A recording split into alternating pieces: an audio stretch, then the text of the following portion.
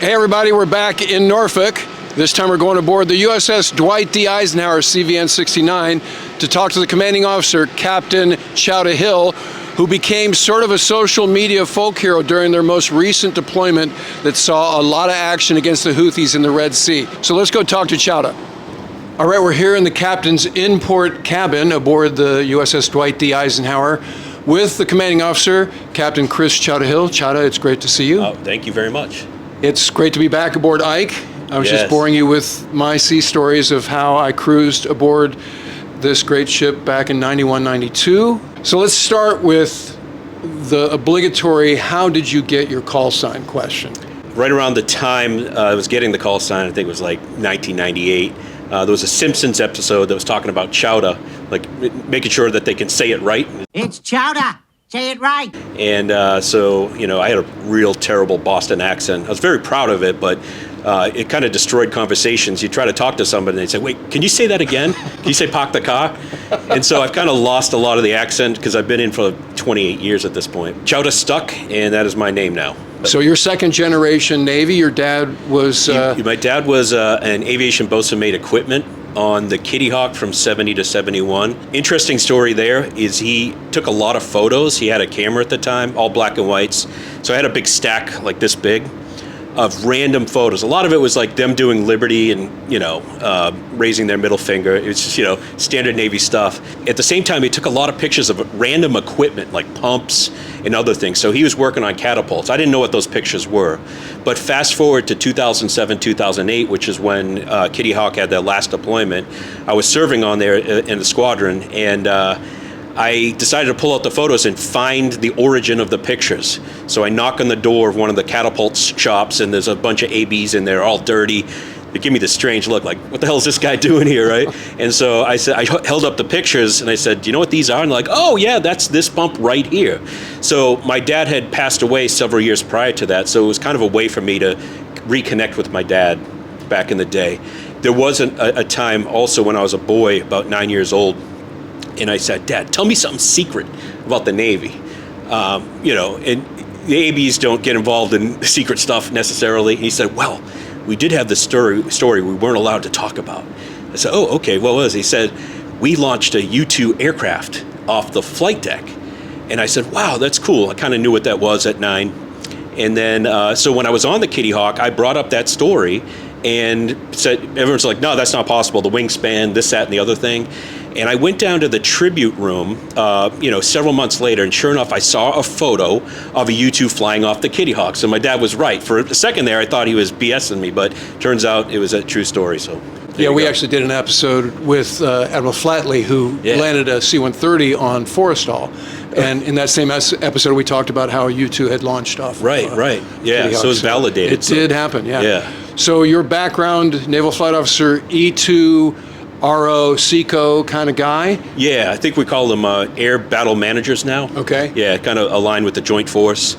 It's, you know, it's a good label because it describes what we do. Right. We manage battles in the air. And your tours, you mentioned you were on Kitty Hawk, but you also, as we see from your patch, you served a tour at Top Gun. Yes, so I went through the Top Gun course as a controller, as a Lieutenant JG, and you do that in your first sea tour. I got the call, invited back to do a short tour as an instructor, and I said, well, you guys don't have E2 instructors there. Like, we're going to create a billet for it. So I was the first E2 Hawkeye instructor on the Top Gun staff. You know, I got to fly a little bit in the Hornet and stuff to maintain my qualifications, and we didn't have Hawkeyes there at the time, so it was my only choice was, you know, the F-18B. So you could sit in the back. Actually had a control, had a stick in the back, which was cool.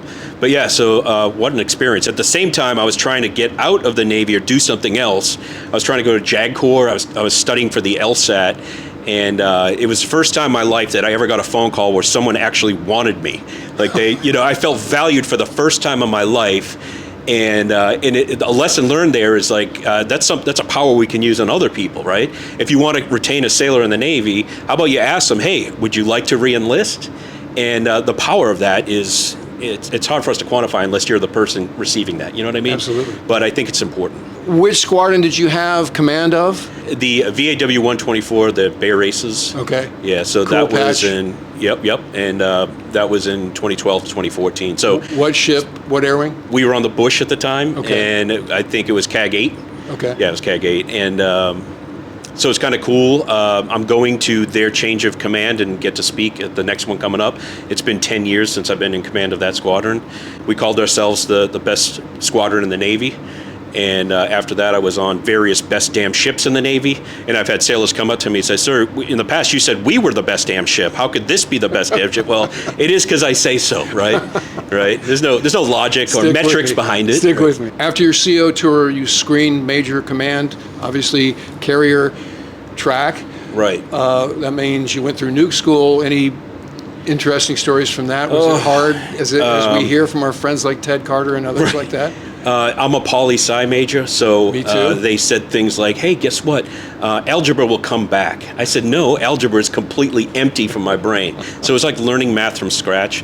But they send you there 3 months early to do like a preschool, and so you take a bunch of classes, you fail 3 tests, and then you go into the actual program.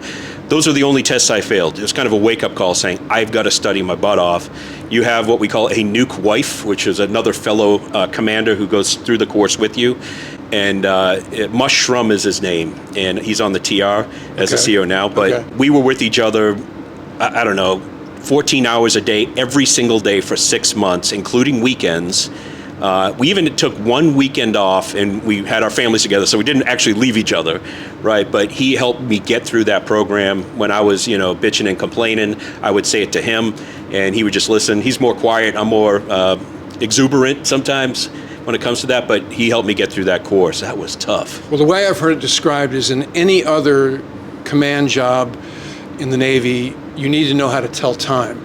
For this job, you need to know how to build a watch. Right, yeah. So that's the way I would say that it's true. the nuke mafia They put you approaches in that. there with, they put you in there with a bunch of students, mostly 22-year-olds, some 24.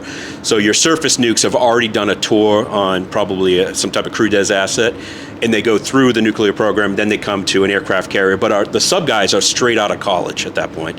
And so a real young crowd. And what's interesting is they're at the top of their game academically, and we're at the bottom. And they start off getting high scores. We're fairly low, but we start to build up as we learn, and they get tired. And we have what I call old man strength that keeps us going and going. So our scores actually go up over time. And then they put you through prototype, which is basically crawling around a submarine, running an actual nuclear reactor down in South Carolina. And your instructors are E5s. And they're smart. They're coming from the fleet. That was amazing. It was almost like going back to high school, knowing what you know now. They said, "Hey, you have to take logs on this engine." All right, I can take logs all day, and I'm telling stories, and it was very fulfilling.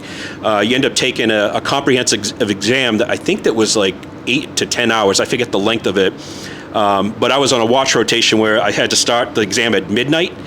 And by 8 in the morning, I'm going over the test and seeing answers that I wrote that almost the previous day. I couldn't remember writing it because it was so long ago, right? So that kind of stuff. But I have mad respect for all the nuclear sailors. It is a tough program, not just through nuclear power school, but for the rest of their career. They're doing tough watches, and oftentimes we don't give them enough sleep, which is a concern for me in terms of performance, mood, reaction time to casualties. But in every month they take a continuing training exam, so they're constantly getting evaluated. And every year we do a big exam. We test the entire reactor department. I have 480 sailors in it on this ship right now. They're outstanding. And some of the things we did over the deployment and prior to the deployment was focusing on, kind of altering the culture a little bit, doing better at like sailor recognition. For example, even in this room, I would have pizza parties for those who performed well on their CTEs, their monthly exams, or had like the most improved score. We'd have pizza in here. I'd be playing 80s music off my Spotify, some Wings. It was always awkward at first, but then people just kind of relaxed. But we tried everything we can. We gave them little pins that they could put on their name tags if they got senior in rate and they qualified. And lo and behold, we took our annual exam while in the Red Sea with everything going on there, and they got the best score they've gotten in 10 years on this ship. So super proud of them. So the carrier training track, carrier pipeline is your XO, for another carrier. Which Yes. carrier were you XO for? On the George H.W. Bush. There were still some members of my original squadron on that deployment. That was 2017. Right, it was. And so they were proud of that too. So I could kind of hang out in their ready room. I had a little sanctuary with my old squadron, and that was fun. And then, you do that. That's where you're going to cut your teeth to figure out, how to run a ship. It's very different mindset, different language. You got 20 department heads. Some of them are, post-command, sort of like CO equivalents of their departments. Air department's almost 700 sailors. You got reactor with 480, so on and so forth. So just tremendous capability in there in their respective communities running those departments. So I have the best HODs, we call them, heads of department. They're amazing. So 20 of them.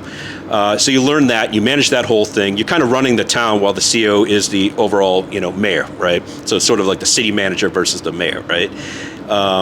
If you do well there, you can get selected for deep draft command. And so our options right now for our aviator nukes is going to be LPDs, so amphibious transport docks. So they're awesome. I was on LPD 24, best damn ship in the Navy. It's written on a bulkhead there, so it's legit. Has to be true. Yeah, it has to be true. Or the ESBs, the Expeditionary Staging Bases, which we're building several now, and there's a few out there. So we put people on those ships. And then if that goes well, then you can get selected for CO of an aircraft carrier.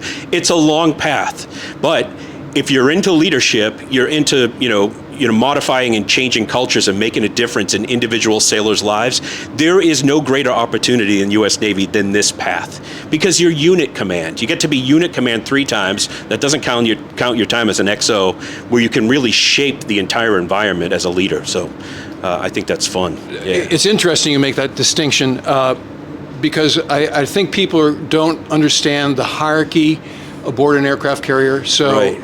At Hook, a couple of weeks ago, we spoke to Rear Admiral Mark Stem-Miguez about your deployment. He was the strike group commander. Right. So he's the highest ranking guy aboard the ship, riding your ship. And then you, as the CO of the carrier and the air wing commander, are at the same level in terms of rank. And you report directly to the strike group. In the old days, in fact, this goes back to the beginning of my career, the first 2 deployments, CAG was in 05, who worked for the ship's CO. Oh, really? Yes, and then Secretary Lehman said, I want another major command, and they called him a super CAG for a while until they're like, it's just CAG. Yeah. Right, so now he's a warfare commander, you're a warfare commander, and so forth and so on. So I just want to explain that to everybody. Yeah, in and terms it's of interesting. Who is who. So, people have on, social media assumed I'm running the entire strike group. I'm running just the ship. The ship's huge. I mean, I'm still responsible for the safety and tactical acumen, maybe that's not the right term, but the performance of the overall ship of all 5,000 sailors. So I take on that responsibility, but I am not directly responsible for the individual sailors in the air wing, which is about 2,000. I have 3,000 of my own ship's company. And yes, we have the Admiral on board as well, and he's running the entire strike group from the spaces on this ship. That's another thing about aircraft carriers. We look at them as platforms, mobile platforms, flexible, survivable, maneuverable, but we're also command and control platforms. We have radios, we're directing fights. We have like an entire intelligence operations center that is finding and vetting targets, providing those targets to the fighters and getting them off the ship so we can actually service the targets. So, in a big war, when you lose the bigger, higher headquarters, we still need to be able to fight. We call that mission command. And we practice that all the time. We practice it prior to deployment, and there were cases where we were doing it on deployment, right? We were like kind of pushing the problem. We had the best situational awareness. We have all these intel guys doing some great work. We have targets. We would request to go after those targets. And that process works. This works in any future fight as well. So let's go back to last fall. So on the channel, we covered the events globally, regionally, from October 7th on. So first thing that happens is Ford gets sortied to East Med. Yeah. Then I did an episode where you guys are on the pier. You're standing with Bomber McAllister, the CAG, before Starve and Scott. And Admiral Miguez is saying, it's just a normal deployment. We're just nothing to see here, right? We're going on cruise. So he described infinitum during the episode we did with him at Hook of 6 fleets, like, hey, where do you guys want to go port-wise? He's like, Oh, I'm glad you asked. Let's do this one in Lisbon, and I want to go to Portsmouth, England, and I'd love to see Rotterdam. So it's sounding like what we used to call kind of a Love Boat cruise. Right, exactly. Where you're like, okay, Pleasure who's cruise. the admin guy? And you're worried about running out of money, in port. And when are the spouses going to come visit? And that kind of typical Cold War med cruise thing. Right.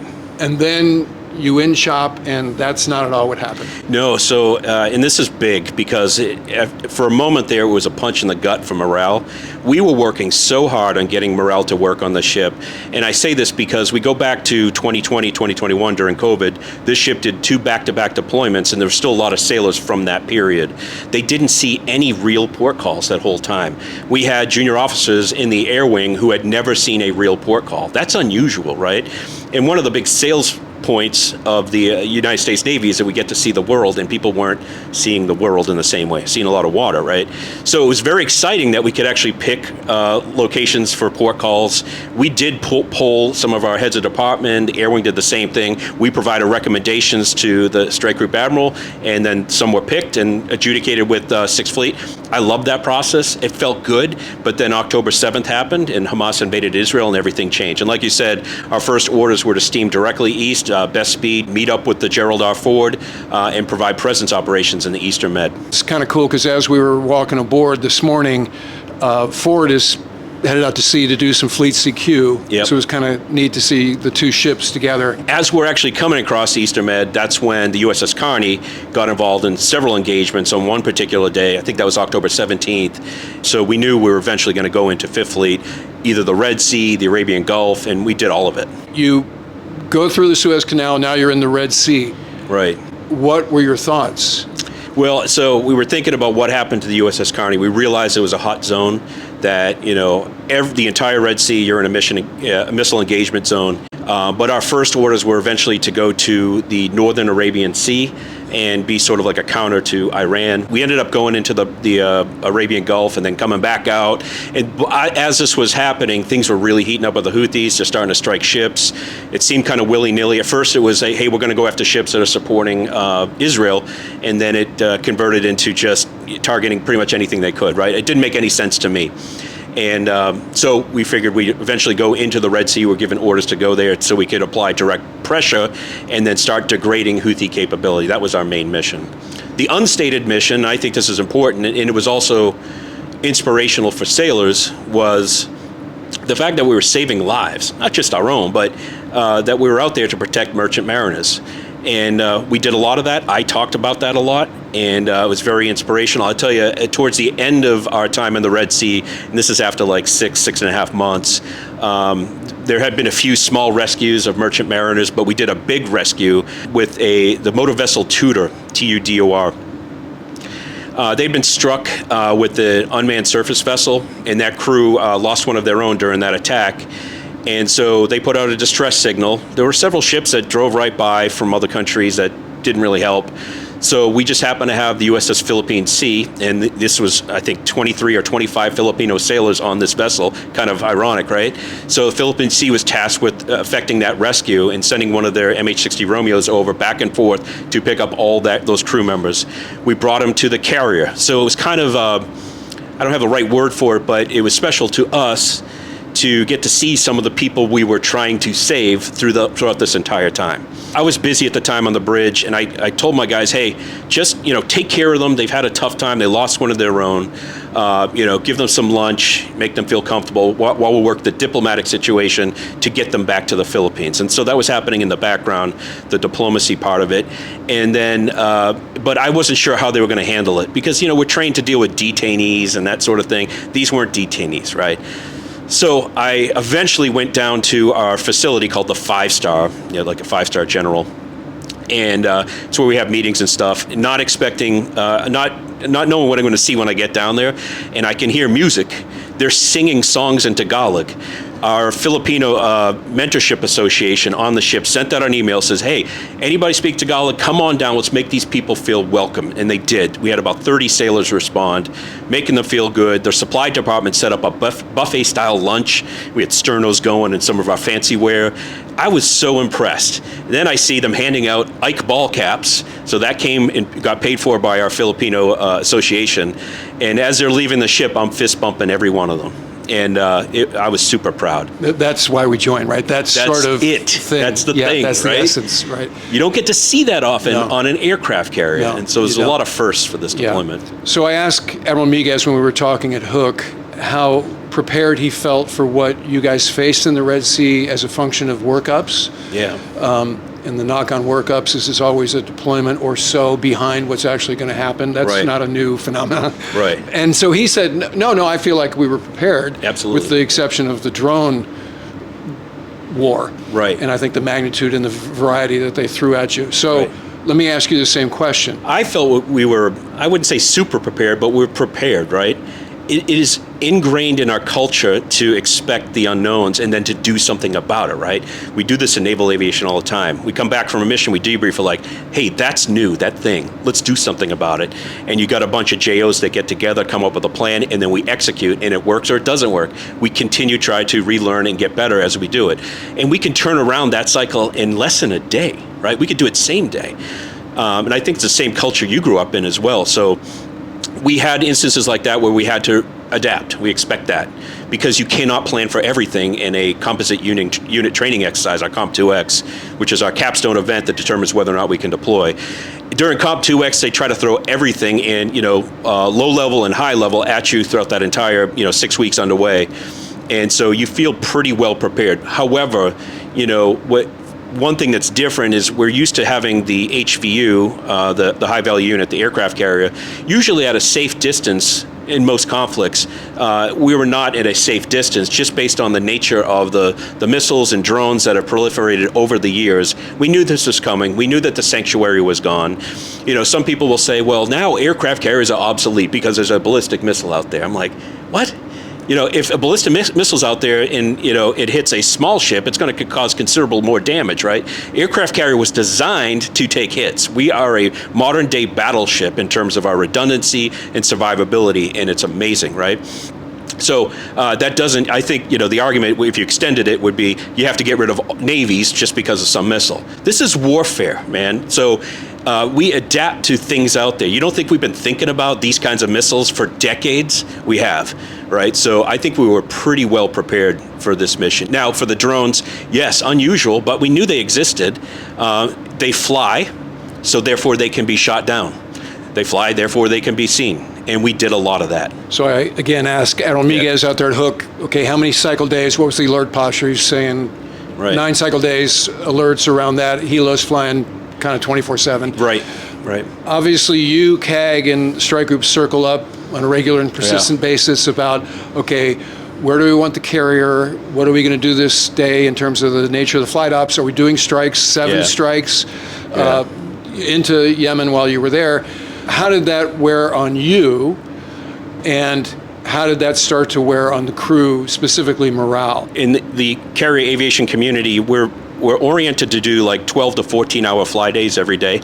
That's fine. You can build a circadian friendly battle rhythm on that. But if you're launching multiple alerts, which we did overnight, we had to kind of relook at our manning posture. So we kind of shifted more people to work overnight when we weren't flying in the event that we did fly, which we did several times, and then kind of really sweat the details of making sure people slept. We can't be in an environment, and this is a problem with the Navy in the past, where it was kind of a badge of honor to not sleep and to say, hey, I only need 4 hours of sleep. I'm like, bro, you are now degraded. Your reaction time, your ability to respond to threats is much lower. This is the kind of thing we do to our enemy. We take away their sleep. Let's not take away ours. So we got smart about it and said, okay, how can we re-engineer our day to support that mission? And we did that, and it made a big effect. Part of your morale playbook is, let me just say, unorthodox in the use of social media. That's where I was drawn to you during this deployment, particularly through Twitter and Instagram. Right. But this isn't just some insouciant whim. Right. I mean, this is something that you execute fundamentally. So let me ask, how long have you been a social media guy? Like forever? Are you a digital native? No, I'm not. I was always afraid of social media like everybody else. Did not use it much in previous commands or as a CO. I didn't see too much of a value in it. A lot of people said, well, this is how the younger generation communicates. I'm like, well, you think they're going to look at my page and actually communicate with me? I don't think so. So I stayed away from it, but it was a whim. Come October, November timeframe, because we had Wi-Fi capability on the ship, I said, why don't I talk about my leadership philosophy, get it off ship, the philosophy, and see what people think, right? As that was happening, I was also posting pictures of sailors because I love sailors, right? It's part of my philosophy to love and value sailors. These are terms that we are not afraid to use, right? And parents started getting wind. And so a lot of moms and dads and spouses were clinging to my social media to see pictures of their kids. So I said, they would write me and say, hey, can I see a picture of my son? I said, oh, okay. So I'd bring him up to the bridge and give him a cookie because it was a nice thing to do.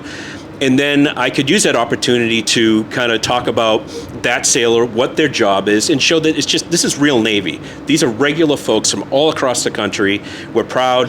They're just like anybody else in the country, except that they signed the documents and they put on the uniform, and here they are doing a job, making a difference in the world. So it kind of grew from that. Then there was a point at which there were claims that I was running a well-crafted information warfare campaign. That was not intended either, right? So, I would talk about Taco Tuesday, my absolute favorite day of the week. That is partly a leadership gimmick just to get people excited about something, right? It's awesome to rely on, Burger Wednesdays, having pizza on Saturdays, how about Taco Tuesdays. Like, no matter what's going on in the world, we're going to hold these days sacred because food is also morale, right? Some consistency, something I can rely on. I don't know when I'm going home because we didn't for a long time. We got extended twice, but I know that Taco Tuesday is going to be on Tuesday, right? So something that's valuable like that. So that's kind of how it grew. And I am not trained in this, although I did get a lot of help from my public affairs officer and what were the left and right boundaries and what I can and cannot post. Well, that was my question, is if you chop this through your PAO, which would seem a little bit That'd be kind restrictive. of tedious. And so you had three prongs of this franchise. Let's say one was the cookie in the captain's chair, sailor of the day thing. To recognize a sailor. Yeah, and that was very cool. And then was Taco Tuesday. Yeah. I think the world started looking forward to Taco Tuesday. Right. And then we had Demo, which is technically what's his status? Yeah. What is Demo? Demo is our 2-year-old dog. We call him captain because he has to be one rank higher than his senior handler. We had 5 handlers. One was an 05, our lead chaplain. So he became a captain in a year and a half in the Navy, which is pretty cool. But he's a facility dog. His job is to interact with sailors and make them feel comfortable, improve moods, reduce stress. He did a lot of that, right? And unfortunately, he gained 15 pounds on this deployment. So he's going through some retraining right now, but he will come back to the ship. This is his home right now. I would say by January, February, the entire crew knew him. He was just part of the family. People say, hey, Demo, and he'd look and he'd sniff and he'd move on and do dog things, right? I enjoyed interacting with him. They'd have him come visit me every now and then. I'd give us some treats. I had a box of treats ready to go at all times. Sometimes they were in my pocket. It was just something different. And I'll tell you, with the focus on resiliency and retention, I'll do anything that, that fits, that will work to keep sailors in the Navy, to keep morale up. And, with the forces that be, you don't know when you're going to go home, the anxiety of that, 9-month deployment, it affected a lot of sailors, not all of them. Some of them were just troopers. They just carried on like, I got this. So I wanted to make sure they still had morale too. So keep the green people in the green, if you will. And, it's just, I'll do everything. We had a collaboration with the USO. We created this USO center that had multiple video games, and they had about 2,000 visits per week. With sailors in their very limited downtime, for those who had some downtime, could go down there, play a video game with their friends, right? And the Wi-Fi too, wow, what a game changer. So it wasn't just about the social media. It was about allowing people to connect with their external support networks. If you're having a bad day, which we all have, who do you talk to? Who's the person that kind of sets you straight? So it allowed them to talk to that person. It's not always going to be someone on the ship, right? So for me, it's so nice talking to my family and get to talk to my 11-year-old at the time. We basically communicated in memes only, because that's how she talks. So just kind of back and forth humor, but I maintained that connection that's really hard to quantify, but Wi-Fi allows that. Now, there are some drawbacks to Wi-Fi. There are operational security concerns. There are times where we had to turn it off, and that's we're used to that in the Navy. And when I'm posting something, I have to be very careful about what I'm posting, right? You mentioned the information warfare, right, unintended campaign that you allegedly had going on with the Houthis. So right. They were claiming, and I remember this very distinctly at the time, that they had hit IKE. You're right. And they did several times. In fact, they claimed it several days ago. We haven't been there in a couple months. Yeah. And the claim was made again. The conspiracy continues. It really does. Yeah. So you, in turn, and I actually retweeted one with demo. Yeah. So if a claim was made that the ship was hit, there's nothing wrong with me showing a picture of the flight deck and people doing operations on a normal day. Right. Food still being served, the bakery's still pumping out cookies, Captain Demo's walking around doing his thing, just a normal day in the Navy. So we can confirm, that's trolling, then we that's, can confirm definitively here that IKE was not hit by the Houthis. Oh yeah, you can go ahead and look around, right? Yeah, no, that's I not looked something around you can on the way in. If you put it Don't this see way, any evidence of if it. I have 5,000 people with access to Wi-Fi, don't you think somebody would say something? Yeah. I couldn't keep that information. That was my thought. Yeah. It kind of reminded me as a Beatles fan of the Paul is dead conspiracy. Yeah. Right? And so it keeps on, and they're like, here's evidence and so forth. And they claimed you went to Suda Bay, Crete, to fix the ship.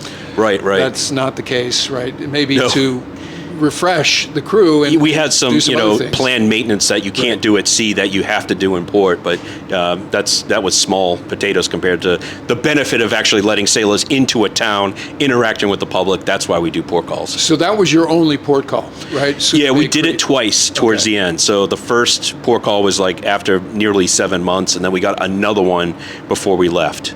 So at least the sailors saw something, and we went to the same place twice, just due to convenience and like time, speed, distance issues. It just works out. 2 of my deployments were extended, not to the magnitude that we do now. So I know firsthand that nothing saps morale than a countdown calendar that is worthless now, because you don't know. And the chiefs love to, stir the rumor mill. And so I was on Truman with Hoser back in April. And the rumor was that they're your direct relief. So we're doing the math, because they were on like test of 1 at the time. Yeah, they hadn't even done their August, September. Yeah, their capstone event, Comp 2X. They hadn't even done that yet. So the Air Wing hadn't even been to Fallon yet. Right. So you're like, this is October, so that's going to be a 10, 11-monther. I'm telling you, all the sailors were doing the same calculations. Okay. Yeah. So, yes. And so, how do you combat that? What again? Obviously, you have some milestones like Taco Tuesday and Sailor in the chair with a cookie and different things that you make fun. Make this atmosphere fun. Give them access to Wi-Fi. I know that's huge for digital natives.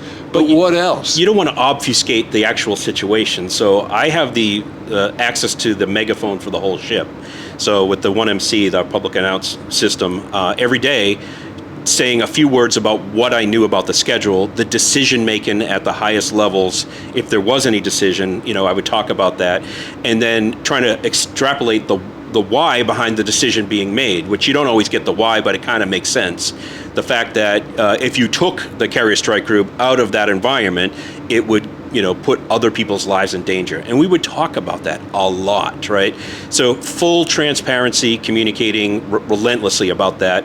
That also contributes to morale, right? So morale isn't always about cookies and dogs, and that's I love all that stuff. It's about feeling valued, feeling like you're part of the mission and having purpose. So that mission and purpose was like, it was almost a gift being where we were, because we had a clear mission and purpose, but I still have to talk about it. Leaders still have to explain at the one-on-one level why we're doing what we're doing. I asked the leaders to do that, and they did that. You had another thing that's sort of your tenets of leadership that became kind of a 20-page treatise about leadership called Way of the Warrior. Way of the Warrior Sailor. We have a copy right here. So this is a little document that was produced more than a year ago that explains the hypothesis that morale can lead to success. And I'm not talking about excessive morale. I'm talking about a little bit of morale per person across the ship can make a big difference in inspections, cleanliness, success in combat, which is the most important thing. And keep in mind that morale is actually required to be given by commanding officers in accordance with Navy regulations. So that's not really taught that much. I think it was never taught to me in leadership schools. You just have to read and understand. But we need to do a better job in the Navy of explaining how to do that, right? So I talk about the basic things you must do to support morale, to love and value sailors. Now the next question is, how do I do that? How often do I provide recognitions to sailors? How often should I reward them? How often should I say good job? How should I punish? And how can I turn a punishment into a positive? So this is the kind of stuff we need to get better at.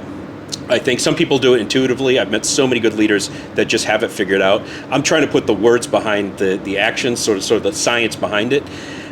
Mission and purpose. Whoa, I mean, 90% of morale has something to do with job satisfaction. Do I feel like I'm contributing to something greater than myself? I think most people join to get that experience, although they're not able to articulate it in words. I asked sailors, I said, why'd you join? Well, maybe I dropped out of college, or I want to go to college and get a GI Bill, or, I was having difficulty in my life. What you don't often hear is, I wanted to be a patriot. I wanted to serve my country. I wanted to wear that uniform. And I think at the end of the day, they all had that sentiment. They're just not articulating it. And I remind them about that, right? So getting to the core of the soul of the person and why they do what they do, right? Morale has a lot to do with getting people to do things they otherwise would not do, right? Eisenhower, our namesake, morale is the greatest single factor in successful war. So you have military commanders, the best of the best, going back thousands of years, understanding the value of morale. Caesar, Napoleon, Eisenhower, and we're talking about it today. I think as a Navy, we need to bring that back. Morale isn't about, hey, let's give people more time off. Keep in mind, you need time off, right? We try to use our leave. You get the equivalent of about a month per year, right? And we don't do a good job of managing that, but we have to, because taking leave allows you to kind of explore some hobbies, all those enriching things that make you a full person, right? Some of those hobbies you cannot do on a ship, right? Although if you have a hobby that can be done on a ship, I recommend you do that, and that we nurture that and give those opportunities. Some of those hobbies, if someone's a singer, hey, why don't you sing the national anthem for us? That kind of thing. Make them feel valued in that sense. So I can go on and on about this, but it also talks, in that thing, I talk about sleep, how often to communicate, communication. We always talk about communication is key. How often do I need to communicate? What do I need to say? And I give tips on that. I think the other thing, as you were talking, that I'm realizing is this deployment had a consequence that was unique. Because I'm thinking of some of my cruises, even ones where we got extended, we're just drilling holes in the sky. Its presence in the abstract, there's not really a threat. It just was fertile ground for cynicism. Right. As you've said, you guys are rescuing Philippine sailors and you're bringing them aboard. Any given day, your air crew are knocking down ballistic missiles or drones, your helos are taking out Houthi boats that are trying to attack commercial shipping. Right. So you're broadcasting, hey gang, this is what happened today thanks to your good work. Yes. And obviously that's going to fuel morale. Oh, that is like a gift, right? So if I can talk about what happened the previous day, which is what I'd give it some time to settle, get the whole story, and share what I could share at an unclassified level with the crew, and just to keep them understanding what the mission is. What's interesting is we found is when things were happening and I'm on the bridge and I'm kind of listening, getting involved, making sure I'm maneuvering the ship appropriately, I'm using our thing called the Warrior Net, which was also feeding down to the Tactical Action Officer and Damage Control Central. So the guys that are kind of managing the entire plant, they're listening to me talk to the Tactical Action Officer about the situation. They're getting jazzed up. They're like, okay. So it gave mission purpose to people down in the plant, which is, there's sometimes a disconnect there, right? If I could give mission and purpose to our cooks and our supply team, I would, try to figure out a way to do that. But I had the one MC, so I could talk about, hey, this is what we did. You all contributed, and all the leadership was kind of saying the same thing. But I think that's important. So yes, it was a gift.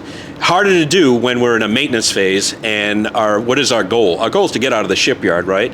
But I need shorter goals. I need wins more frequently, right? So the concept, I think everyone desires to win. I think it's innate in humans, and leaders can provide that. They set up the game, the task, and at the end of the day, they decide whether or not you've won. So it's like the game is rigged in your favor, right? You're both coach and umpire at the same time. And so that's another thing we kind of teach around here. So you mentioned maintenance phase. What's next for Eisenhower? How much longer do you have the job? What's coming up? For the ship itself, it has been extended. I think something like 3 years has been agreed on. That would allow the ship to do a couple more deployments. So when we're doing our maintenance now, we're really thinking about taking care of the sailors of the future. Some of my sailors now will be deploying on the next deployment in a few years. I don't know exactly when. And that probably will change about 50 times from now until then. But so yeah, that's the plan for the ship. Aircraft carriers can go 52, 53 years. That's not normal for some of our smaller ships. Maybe 25 to 30 years is the lifespan. But we do that refueling overhaul halfway through the life cycle of the carrier at about the 25-year point, where we kind of bring in the new fuel for the reactors, and then it gives you another 25 plus years. So beautiful capability. And I know, I think for Nimitz-class aircraft carriers, they'll be around until the 2060s. We ain't going anywhere, right? So we matter in that sense. And then I'm always trying to counter, not really, but listening to online people saying aircraft carriers are too expensive, they're obsolete. I'm like, no, they're relevant and they last that long. Tell me something else in the military that lasts that long, right? So just powerhouses of industry. As for me, I think I have until sometime next year. I don't have a timeline for myself. Someday I'm going to have to wear a tie and work behind a desk, I'm sure, right?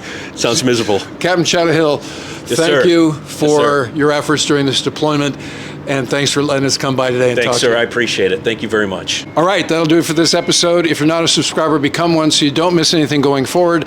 And in the meantime, we look forward to talking to you again very soon.